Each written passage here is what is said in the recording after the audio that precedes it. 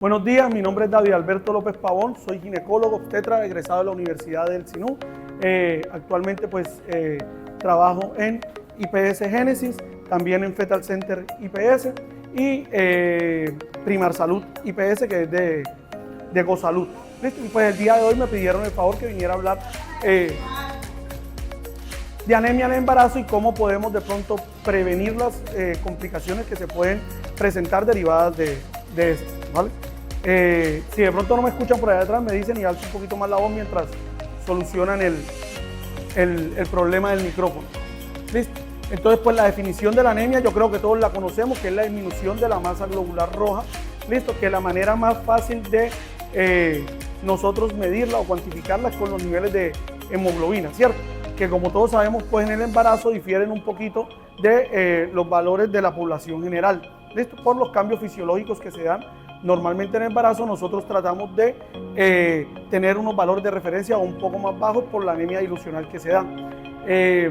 Además de eso, tenemos que tener en cuenta que hay que hacer algunas variantes teniendo en cuenta pues el lugar donde viven las pacientes. Pues para nosotros que estamos sobre el nivel del mar, sí vamos a utilizar los valores normales, pero si en algún momento tenemos que ver pacientes que de pronto están aquí de visita, ya que viven en Bogotá o Medellín, pues tenemos que hacer el ajuste dependiendo de los metros sobre el nivel del mar, y esto es ajustarle 0.5 gramos de hemoglobina por cada 1000 metros sobre el nivel del mar. Es decir, que si los valores de referencia que dice la OMS para el embarazo normal es de 11, una paciente que viva, por ejemplo, en Medellín, vamos a hablar de 11.5, y una paciente que vive, por ejemplo, en Bogotá, vamos a hablar de 12 gramos por decilitro, ¿cierto? Un poquito sobre epidemiología, pues tenemos que la Organización Mundial de la Salud en el año 2019 decía que alrededor del 30% de las mujeres padecían de las mujeres no embarazadas padecían de anemia, y alrededor del 37% de las pacientes embarazadas padecían de anemia. ¿Listo? Hoy por hoy tratamos de hablar de dos conceptos, ¿ya? Que son la deficiencia de hierro, que esta se puede presentar sin anemia, o la anemia sin deficiencia de hierro, que es por otras causas. Sin embargo, la causa más común de que se presente la anemia es por deficiencia de hierro. Listo, ya que tenemos, pues también sabemos de que la deficiencia de hierro es el déficit nutricional más común en el mundo. Listo. Para la prevalencia en Latinoamérica se ha establecido que va desde el 5.7 en países como Chile hasta el 45.5% en países como Panamá y Haití. Listo. Esta prevalencia para las embarazadas se ha estimado más o menos entre un 30.9 y un 34.5%. Es por esto que nuestra región de Sudamérica, del Cono Sur, hablamos de que se encuentra en un área de prevalencia moderada, porque va desde un 20 a un 39% de prevalencia, ¿cierto?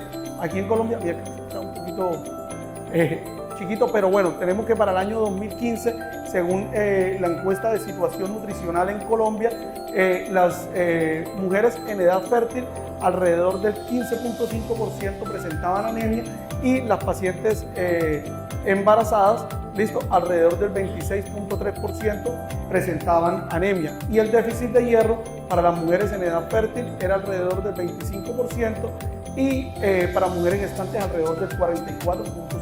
Entonces fíjense que casi el 50% de las pacientes que nosotros vemos pueden tener deficiencia de hierro, que no van a tener anemia. Entonces por eso es muy importante que nosotros podamos establecer cuáles son las pacientes que tienen más riesgo, porque casi siempre van a presentar anemia al final del embarazo o en el puerperio. Y esto ahorita más adelante van a ver el impacto que tienen sobre la lactancia y el desarrollo de estos fetos durante su vida adulta. Tenemos que nuestra región, hablando ya de Colombia, en la región de la costa atlántica, alrededor del 28.9% de las pacientes embarazadas van a presentar anemia. Es decir, nosotros somos la segunda región en Colombia con más casos de anemia. Y las mujeres en edad fértil entre los 13 y los 49 años, alrededor del 19.5% van a presentar anemia, y también estamos en el segundo lugar con respecto a Colombia. ¿Listo?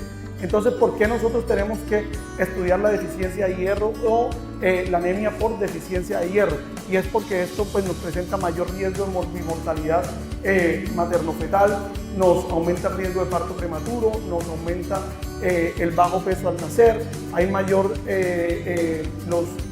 riesgo de que estos bebés presenten alteraciones del aprendizaje cuando van creciendo, y una reducción de la productividad en la vida adulta. Recordando un poco de la fisiología, pues nosotros en la dieta que consumimos diariamente vamos a adquirir más o menos de 10 a 15 miligramos de hierro elemental, de los cuales solamente se va a absorber el 10%, es decir, 1 miligramo diario. Y pues cuando nosotros lo consumimos puede ser en su forma férrica o en su forma ferrosa, que sabemos pues que es la que es más fácil que actúe en el cuerpo, ¿cierto? De este 1%, de este 10% que se absorbe, listo, algunos va a ser transportado por la transferina, que va a ser el hierro corporal que sí vamos a utilizar, y vamos a tener también una pérdida de más o menos 1 miligramo por día, que esto va a ser por la descamación de los epitelios, como por ejemplo la piel, las células intestinales, el urotelio, y también se pierde pues en la sudoración o las lágrimas, nosotros perdemos hierro. Y algo muy importante es en las mujeres en edad fértil con la menstruación, y hoy por hoy tenemos de que hay muchos pacientes que presentan sangrado uterino anormal, listo, pero que ya lo han normalizado. Ellas llegan a la consulta de pronto diciendo: no, doctor, es que para mí una menstruación de 7 o 8 días y cambiarme la toalla higiénica yo qué sé, 8 o 10 veces al día es algo normal, porque yo siempre he tenido la menstruación así. Y esto lo que nos va a hacer es que cuando las pacientes se vayan a embarazar van a tener una deficiencia de hierro bastante importante y nos la van a poner en riesgo. Entonces, son cositas que nosotros desde la consulta preconcepcional podemos impactar para que pues mejorar los desenlaces maternos perinatales, ¿verdad? Entonces tenemos que el hierro, cuando se adquiere de forma férrica, va a pasar a su forma ferrosa por la ferroreductasa. La proteína transportadora de metales divalentes va a hacer de que este hierro entre al enterocito. Aquí puede ir a la ferritina, que como todos sabemos pues es la manera como se almacena en el cuerpo, en la médula ósea, en los macrófagos, y a través de la efestina también puede pasar a su forma férrica nuevamente para ser transportada por la ferroportina y pasar al torrente sanguíneo, y de esta manera pues ir a todo su metabolismo para que se forme la hemoglobina, y todo esto pues, que en este momento no nos interesa, ¿cierto? De la absorción del miligramo día, entonces tenemos que el 66% se va a ir a la hemoglobina, el 5% se va a ir a la mioglobina, un 10% a otras enzimas, y en la transferina el 0.2%. Y miren que el segundo lugar importante donde se va el hierro va a ser la ferritina, que es donde se almacena. Por eso es que esto es tan importante para nosotros poder saber si realmente la paciente tiene un déficit de hierro y no solamente pues medir el hierro sérico, ¿cierto? Esta es una tabla de más o menos cuáles son los requerimientos de hierro de una paciente embarazada o durante todo su embarazo, una paciente que pese más o menos entre 55 y 60 kilos. El total de hierro que se va a necesitar durante el embarazo va a ser 1.2 gramos. ¿Listo? Que esto va a estar 450 miligramos van a estar utilizados en el aumento de la masa eritrocitaria, los 170 miligramos se van a utilizar en el feto, la pérdida obligada, como le dije, por la descamación de los epitelios, el sudor, las lágrimas, va a ser de 230 más o menos.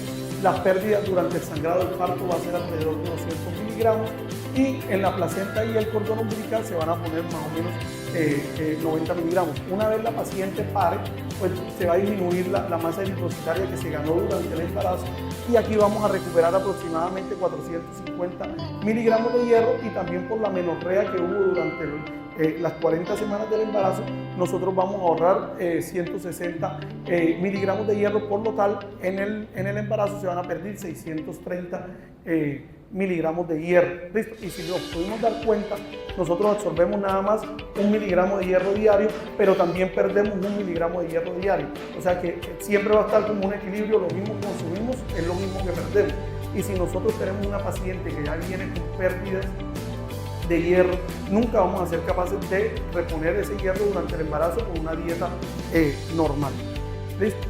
Esto es como un resumen. Después de la absorción, pues pasa el hierro al plasma a través de la transferrina. Esta se puede ir para los macrófagos o para los eritroblastos para producir la hemoglobina. Esto es como un resumen de lo que hemos hablado.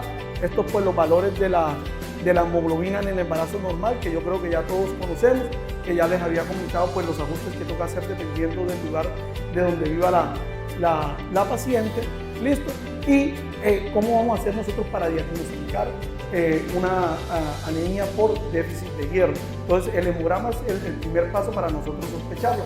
A veces solamente nos quedamos y nos ponemos a ver los niveles de hemoglobina y se nos olvidan otros valores importantes que tenemos que estar pendientes durante el hemograma. Entre esos está pues el volumen corpuscular medio, que estamos hablando que la anemia por déficit de hierro es una anemia microcítica, entonces vamos a encontrar por debajo de 80 femtolitros. La hemoglobina corpuscular media, que va a estar por debajo de 27 picogramos. La concentración de hemoglobina corpuscular media, que va a estar por debajo de 30 gramos por litro. El ancho de distribución eritrocitaria, que esto hace referencia como a la disparidad que hay de glóbulos rojos. Listo, los glóbulos rojos todos deben ser más o menos del mismo tamaño. Y cuando hay disparidad, por ejemplo, algunos glóbulos rojos pequeños, otros muy grandes, entonces tenemos que un ancho de distribución eritrocitaria mayor de 15%, pues nos puede indicar que estamos ante una anemia por déficit de hierro. En algunos casos puede haber leucopenia o trombocitosis, pero esto no es tan importante, pero pues, sí se ha descrito en algunas literaturas. Listo. Una vez tenemos una paciente que sospechamos que tiene déficit de hierro o que por su historia clínica la paciente, por ejemplo, es diabética, una paciente que es de bajos recursos, donde tenemos que la dieta no es la adecuada, una paciente que viene con bajo peso. ¿Listo? Entonces nosotros tenemos que pasar a un perfil de ferrocinética. ¿Y esto en qué consiste? En medir el hierro sérico, la transferrina, el índice de saturación de transferrina, la ferritina, y es muy importante también solicitar los reactantes de fase aguda. ¿Por qué? Porque a veces tenemos pacientes que vienen con enfermedades crónicas, con una inflamación crónica, y la ferritina también se considera un reactante de fase aguda. Entonces esta puede estar elevada o puede estar normal, pero está deselevada por la inflamación crónica que trae la paciente. Entonces nosotros solicitamos el más común, que es la PCR, para saber si esta paciente está en un estado inflamatorio y que nos puede dar un falso valor de la ferritina. ¿Listo? Entonces tenemos que, cuando tenemos una deficiencia de hierro sin anemia, entonces la hemoglobina va a estar normal, obviamente pues, haciendo los ajustes al embarazo, que aquí les pongo pues, que es de 11 gramos en el embarazo. La ferremia, que es el valor del hierro sérico, va a estar normal o levemente disminuido. La transferrina va a estar elevada o normal. La saturación de transferrina puede estar normal o disminuida. La ferritina va a estar disminuida porque hay un déficit de hierro, ¿no? Y como ya les había mencionado, este es el valor más sensible para nosotros medir el déficit de hierro. No es el hierro sérico, sino la ferritina. Y la PCR va a estar normal. Cuando tenemos una anemia por deficiencia de hierro, pues va a estar los valores de hemoglobina disminuidos, la ferremia va a estar disminuida, la transferrina puede estar aumentada porque esta se aumenta para tratar de transportar la mayor cantidad de hierro que se pueda utilizar. La saturación de transferina va a estar disminuida, la ferritina va a estar disminuida y la PCR va a estar normal. Cuando tenemos una anemia ferropénica sin déficit de hierro, ¿listo? Entonces pues tenemos de que la ferremia puede estar disminuida, la transferrina también va a estar disminuida, la saturación de transferrina, pero digamos que la ferritina va a estar en un valor normal, pero la PCR va a estar aumentada. Y en el caso cuando hay anemia inflamatoria con déficit de hierro, pues vamos a ver de que todos los valores van a estar disminuidos, pero la PCR va a estar aumentada, ¿vale? Entonces, bueno, ya para empezar a hablar un poquito del manejo y todo eso, tenemos que una madre sana con un adecuado aporte de hierro, pues nos va a garantizar un desarrollo fetal normal y unos desenlaces maternos pues adecuados, ¿cierto? Entonces, lo ideal es que nosotros debemos evaluar la hemoglobina y el hierro antes del embarazo en la consulta preconcepcional, ¿cierto? Pues yo creo que en los últimos años todos hemos intentado que las pacientes vayan a su consulta preconcepcional antes de embarazarse. Sin embargo, a veces cuando estamos evaluando otras comorbilidades que tiene la paciente, se nos olvida motivarlas para que vayan a su consulta preconcepcional, y aquí yo pienso que podemos manejar, trabajar un poquito más en esto, ¿cierto? La idea es que la hemoglobina se mida lo más temprano posible en el embarazo, en el primer trimestre de manera temprana, y repetirlas en el segundo y tercer trimestre, pues por todos los cambios fisiológicos que van a ser, ¿cierto? Cuando tenemos una optimización de la hemoglobina y una corrección del déficit de hierro antes de finalizar la gestación, pues vamos a garantizar unos desenlaces con este feto que sean los adecuados. La profilaxis universal que recomienda la Organización Mundial de la Salud es de 60 miligramos de hierro elemental, que es lo que aporta el sulfato ferroso que nosotros tenemos de 300 miligramos, ¿cierto? Y el ácido fólico de forma diaria de la segunda mitad del embarazo para adelante. A veces nosotros pensamos que el ácido fólico se manda solamente para prevenir los defectos del cierre del tubo neural, pero estos solamente van a tener su efecto si se toman 3 meses antes de la gestación. Ya durante la gestación lo que estamos haciendo es evitar la anemia, ¿cierto? La suplementación pues es útil en las pacientes que empiezan el embarazo sin anemia y sin ferropenia, que era lo que yo les decía, porque casi siempre lo mismo que nosotros adquirimos en la dieta es lo mismo que vamos a eliminar. Entonces, si ya una paciente que viene con un déficit de hierro, esta suplementación no nos va a servir y ya nos toca dar una dosis más alta. Ya cuando se trata del tratamiento para la deficiencia de hierro, listo, las pacientes deben recibir su hierro, pero siempre debemos calcular el déficit de hierro que tenemos para poderle calcular la dosis adecuada, porque no es lo mismo una paciente que tenga un déficit de hierro leve a una que tenga un déficit de hierro un poco más complejo. Entonces siempre ahorita yo les voy a mostrar una formulita con la cual nosotros podemos calcular el déficit de hierro, ¿cierto? Hay de diferentes formulaciones orales como parenterales, algunas con mejor tolerabilidad que otras, ¿listo? Y tenemos que escoger pues la mejor para la paciente, ¿cierto? Entonces, cuando vamos a hacer terapia por vía oral, la idea es que nosotros le hagamos 3 miligramos por kilogramo de peso a la paciente de hierro elemental por 4 semanas, ¿listo? Para la meta de aumentar 1 gramo de hemoglobina por decilitro en un periodo de máximo un mes. ¿Listo? Si la paciente no llega a esta meta en un mes, ya tenemos que estar pensando otras cosas que tenemos que hacer. A veces vemos comúnmente la paciente que le estamos dando el sulfato ferroso, pero apenas aumentó 0.3 o 0.4 gramos por decilitro de hemoglobina y aún seguimos con el sulfato ferroso. Entonces, si la paciente no nos aumenta por lo menos ese gramo en un mes, ya no va a seguir aumentando más y tenemos que pensar en otras opciones. ¿Listo? O mirar a ver qué es lo que está pasando, por qué no está aumentando lo que se debe aumentar, ¿cierto? La duración de la terapia pues depende de los niveles iniciales y de los depósitos de hierro que nosotros tenemos, ¿cierto? Pues todos, como les decía, el sulfato ferroso sabemos de la intolerancia que este produce, sobre todo los síntomas a nivel gastrointestinal. Entonces pues disponemos de otras presentaciones como el complejo de hierro polimaltosado, que es mucho mejor tolerado por las pacientes, ¿cierto? Ya pues si nosotros tenemos que la paciente no mejora con el hierro oral, pues tenemos que estar considerando la terapia parenteral. Hay veces que muchos le tenemos miedo o le tienen miedo al hierro parenteral porque se habla de que puede tener reacciones alérgicas, de que tiene que ser colocado pues, en una institución de salud, que es intravenoso, pero realmente es muy seguro y son pocas las pacientes que presentan eventos adversos con esto. ¿Listo?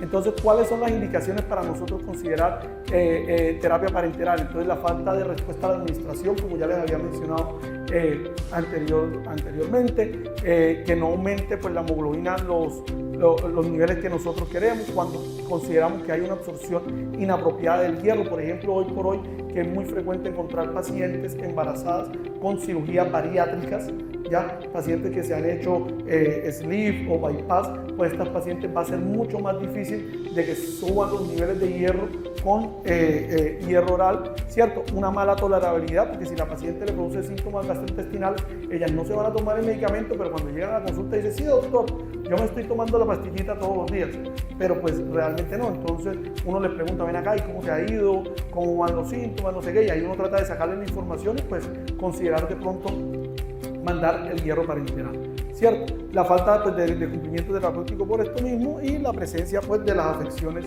gastrointestinales. Entonces, el algoritmo, pues tenemos de que si están las pacientes en el primer trimestre, siempre vamos a mandar hierro oral, pero ya en el segundo y tercer trimestre, pues podemos considerar el hierro parenteral, sobre todo si tiene una ferritina por debajo de 30 o una hemoglobina por debajo de 10.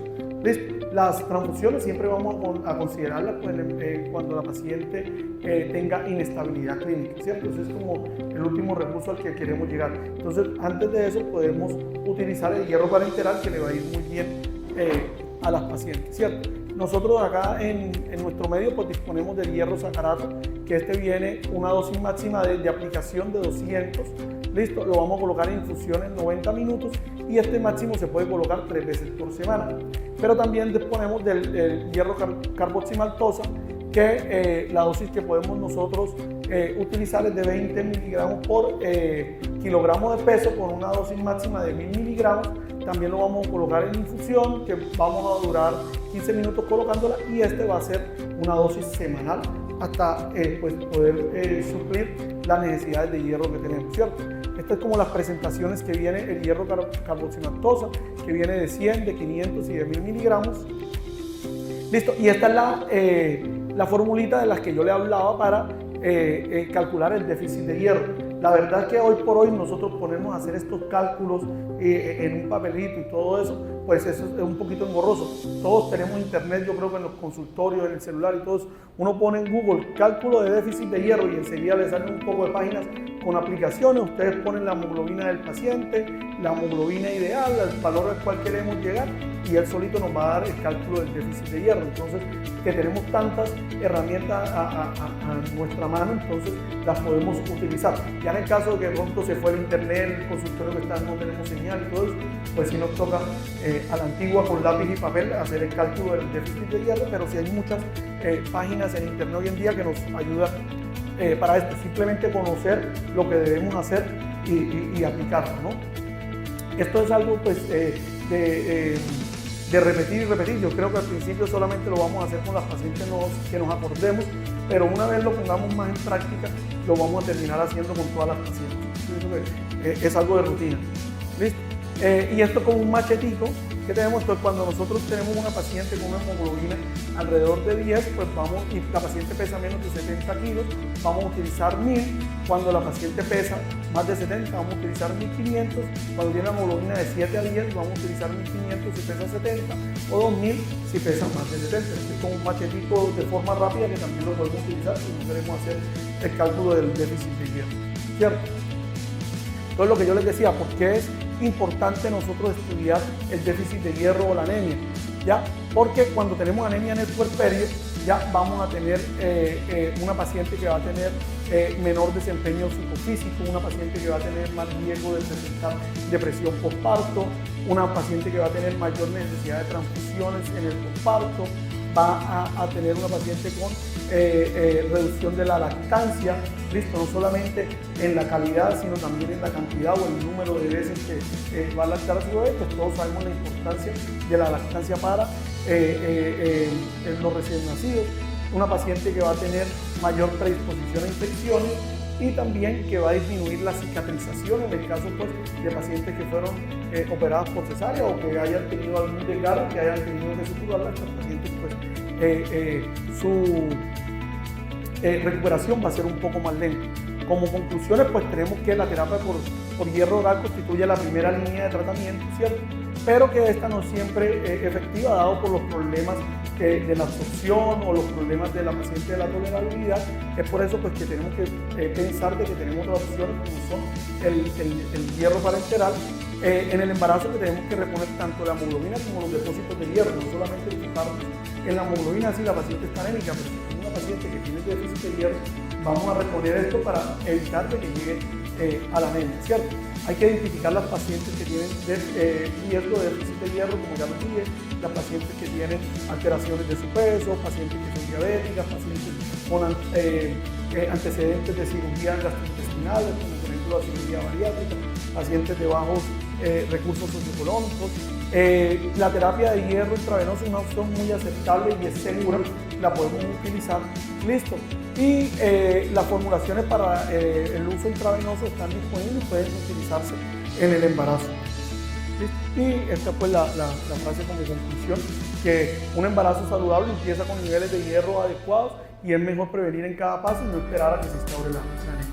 Gracias.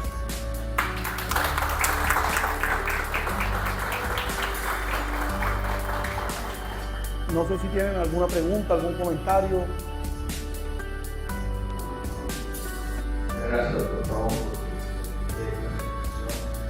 De pronto agregar que aquellas enfermedades que son predisponentes para anemia, como la anemia falciforme, por ejemplo. Entonces siempre en aquella paciente que no reporta una hemoglobina alta o como usted dijo, incentivar la consulta preconcepcional, hacer énfasis en la anamnesis del paciente, si tiene familiares con anemia, y de pronto dar una ciclemia, y si la ciclemia sale positivo, el electroporesis de hemoglobina para determinar qué tanto porcentaje de hemoglobina se tiene. Pero de resto, me parece muy buena una presentación, sobre todo el concepto de hacer un diagnóstico temprano durante el embarazo, teniendo en cuenta que en las normas de riesgo, uno de los mayores riesgos de sangrado para, lógicamente, la paciente que llega anémica al momento del parto. Entonces, te agradezco mucho por su intervención, te agradezco mucho por todos los conocimientos que ustedes me están transmitiendo y, lógicamente, a IPS Génesis por su valiosa aporte en nuestra medicina. Gracias. Bueno, preguntas, dudas, quejas, sugerencias, reclamos. Bueno, muchas gracias por su atención. Sí. Con mucha frecuencia, ya hace parte del proceso de la práctica, vemos que muchas IPS no tienen un lugar adecuado para la administración del hierro parenteral y eso se convierte en una barrera. Con mucha frecuencia encontramos pacientes que están anémicas, no solamente en el embarazo, sino también, que es mucho más frecuente, también que con una tosis uterina, por ejemplo. Entonces, en ese sentido, yo los convido a que esa barrera no exista, que haya una buena contratación para que en un lugar seguro, porque si bien la estadística de alergias al hierro no pasa del 5 al 7%, sí se presenta y con las últimas conformaciones de hierro parenteral que tienen menos riesgo de reacciones alérgicas, pues sigue siendo una indicación hacerlo en un sitio seguro. Y lógicamente, yo que he practicado la medicina durante tantos años, me he encontrado con pacientes que le ordenamos hierro parenteral y con sorpresa nos vienen a la consulta siguiente y dicen: no, doctor, es que no han encontrado dónde aplicarme. Así es. Entonces, se convierte lógicamente en un talón de Aquiles, porque esa paciente llega al momento del parto anémica, no le da tiempo, eso no. Yo siempre le he dicho a mis estudiantes: no crean que la aplicación de hierro parenteral es como una transfusión. El doctor explicó muy bien la fisiología de la adaptación de la médula a los requerimientos de hierro, y tiene que hacer una conversión interna de varios parámetros metabólicos, y entonces por lo menos para que aumente un gramo se necesita entre 3 y 4 semanas. Entonces, lógicamente, los invito a que esas barreras no aparezcan, de cada quien en su IPS, facilitar a nuestras pacientes, tener mucho cuidado para aquellas pacientes que nos parece peligroso, pero respetables son las creencias religiosas, ¿no?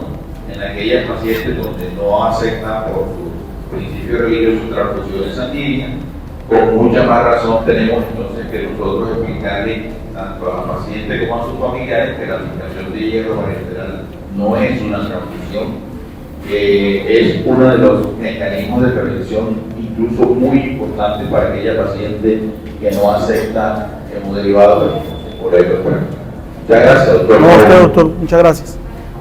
Bueno. de las IPS que tienen una pregunta para el doctor, aprovecho. Dos estadísticas en consulta externa en Cafán, cuéntanos de tu experiencia sobre eso, en la anemia embarazada. Bueno, buenos días. Buenos días. Desde el área de Cafán, a nivel central, líder de ronda de salud de la mujer.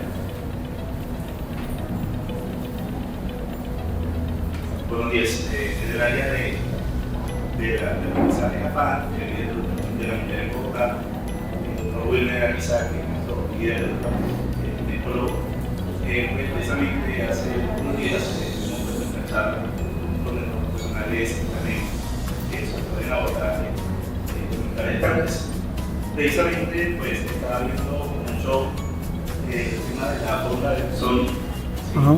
Pero que actualmente se nos facilita con el esquema que se nos presentó de acuerdo a lo que es la hemoglobina y el peso de la paciente. Esto nos facilita a que nuestros médicos encargados del control natal tengan pues un enfoque mucho más directo de cómo hacer la prevención de la implementación del hierro particular. Claro. Sí, pues ese es ahí como el machetico, ¿no? Si uno quiere ser más exacto, pues utiliza la fórmula. Pero lo importante es la solicitud de la platina, ¿sí? Teniendo en cuenta que tenemos dos conceptos. El concepto de la hemoglobina, sí, presencia de deficiencia de hierro, de al menos 14 deficiencia de hierro, y la aparición de la deficiencia de hierro sin presencia de anemia. Entonces, digamos que en nuestra resolución se establece la solicitud de la platina como punto de partida para poder abordar el tema de las anemias. Sin embargo, nuestro modelo de atención, tenemos la platina en aquellas pacientes con hemoglobinas normales durante su gestación a partir de la semana 28 poder identificar cómo se encuentra su nivel de platina para poder hacer determinar cómo están esas reservas antes de su parto. Entonces, digamos que un punto de partida dentro del modelo de atención es la solicitud de platinas en nuestras ciudades. Súper. Sí, yo pienso que en algún momento, porque ya la Organización Mundial de la Salud cada vez habla más del déficit de hierro, y yo creo que en algún momento la ferritina la van a convertir también en un laboratorio de control prenatal como están los demás, ¿cierto? Pero mientras tanto, pues lo que podemos hacer es tratar de identificar las pacientes que están en riesgo. Como vimos, las estadísticas son al menos el 50% de las embarazadas que nosotros tenemos van a tener deficiencia de hierro. Entonces, pues podemos justificarlo, pienso yo, en la historia clínica, teniendo paciente que viene con antecedentes de hemorragia, sangrados uterinos anormales, paciente que viene con bajo peso y queda embarazada, paciente que de pronto tiene antecedentes de cirugías gastrointestinales. Entonces de esta manera lo podemos justificar y solicitar desde el primer trimestre del embarazo y no esperar pues ya hasta el tercer trimestre, y de pronto es lo que tú nos comentas que en Cafán lo tienen como en su protocolo. ¿Sí? ¿Alguna otra pregunta o comentario?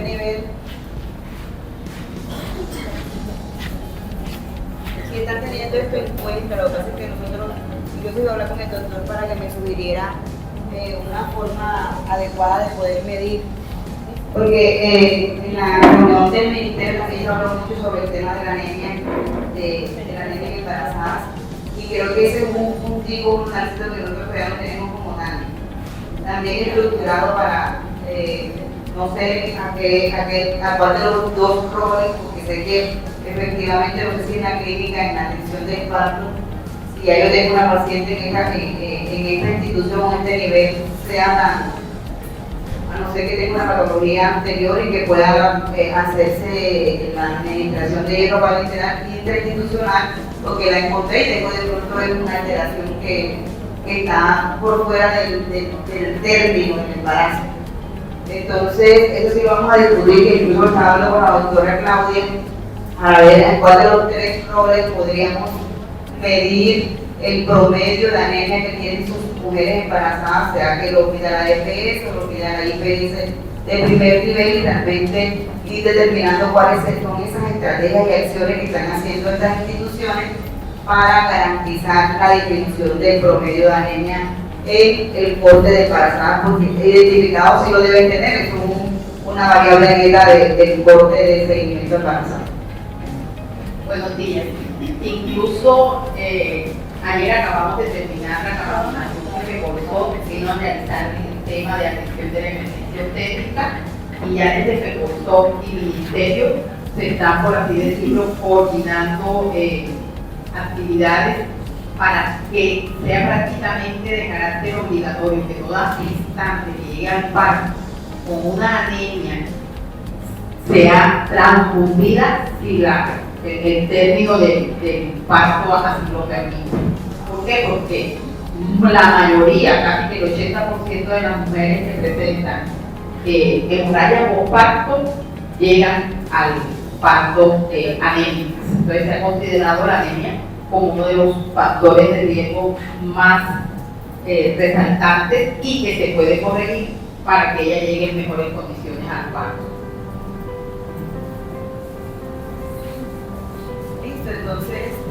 No, ustedes por su tiempo.